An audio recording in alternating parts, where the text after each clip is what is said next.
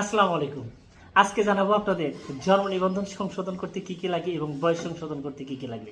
প্রতিনিয়ত আপনারা দুই একটা করে এই জন্ম নিবন্ধন বিষয়ে আপনারা বিভিন্ন রকমের তথ্য পাবেন। চেষ্টা করব আপডেটকৃত তথ্যগুলো আপনাদের দেওয়ার জন্য। তাহলে এখন আমরা আসি জন্ম নিবন্ধন সংশোধন করতে কি কি লাগে। এর মধ্যে এখন বিষয় হচ্ছে জন্ম নিবন্ধন সংশোধন করবেন, এখন বাচ্চার জন্ম নিবন্ধন সংশোধন করবেন নাকি আপনার বয়স্ক মানুষের জন্ম নিবন্ধন সংশোধন করবেন। যদি বয়স্ক মানুষের জন্ম নিবন্ধন সংশোধন করেন সেই ক্ষেত্রে যে বিষয়টি লাগবে হচ্ছে উক্ত ব্যক্তির এনআইডি কার্ড, এবং যদি সে সার্টিফিকেটধারী হয়ে থাকে তাহলে তার সার্টিফিকেটের কপি। কেন সার্টিফিকেটের কপিটা লাগবে?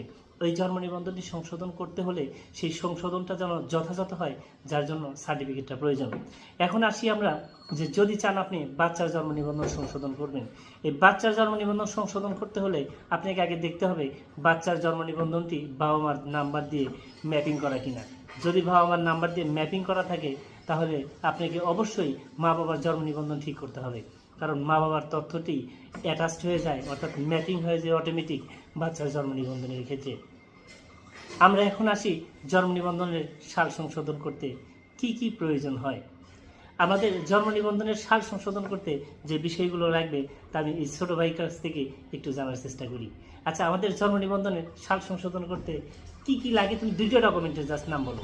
আচ্ছা, জন্ম নিবন্ধন বয়স সংশোধনের ক্ষেত্রে যদি ব্যক্তি যদি কোনো ছাত্র বা ছাত্রী হয়ে থাকে সেক্ষেত্রে ব্যক্তির ওই সার্টিফিকেটের মূল কপি, আর ব্যক্তি যদি বড় মানুষ হয়ে থাকে ওই আপনার এনআইডি কার্ড যদি হয়ে ভোটার যদি হয়ে থাকে সেক্ষেত্রে ভোটার আইডি কার্ডের ফটোকপি। অনেক সুন্দর একটি তথ্য দিয়েছে রাফসান জানি।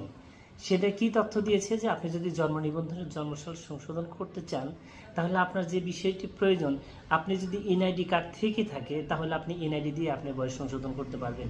এখন আমরা আসি যদি আপনার এনআইডি কার্ড না থাকে অথবা এনআইডি কার্ড থাকে, সেই ক্ষেত্রে যদি আপনি কোনো সার্টিফিকেটধারী হয়ে থাকেন সেটা আপনার বোর্ড সার্টিফিকেট হতে হবে।